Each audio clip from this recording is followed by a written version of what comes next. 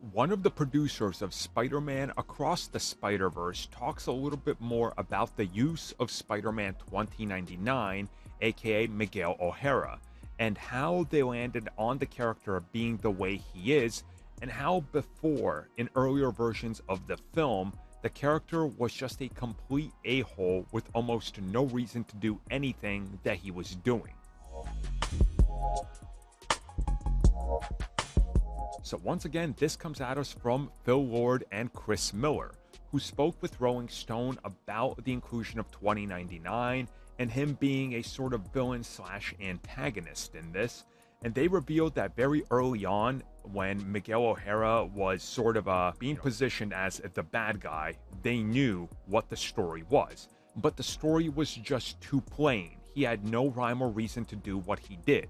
So they sat down with Oscar Isaac and they decided to go over the character's history. Who is he? Why is he doing this? What is his reasoning? Can we incorporate that into the film? And they said that then, once they landed on the story, his reasoning, the whole way that they could spin his loss and tragedy and tie it up with Miles, that this was ultimately what pushed the film to be the final cut. Now, I'm just going to speculate here for a second because they say that they did stuff with Oscar Isaac that just didn't work up until they fleshed this out. I'm going to guess that this is one of the reasons that the film was delayed, was because they wanted to go back and do all this and refit his story to fit contextually the narrative that they needed. And I think they absolutely nailed it.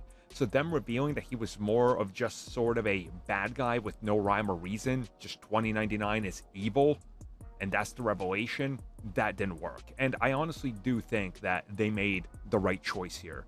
I think had he just been, hey look, bad guy, bad Spider-Man trying to stop him from doing what he wants, it comes off bad. But once you hear Miguel's story, yeah, he's still doing the wrong thing, but you kind of understand where he's coming from.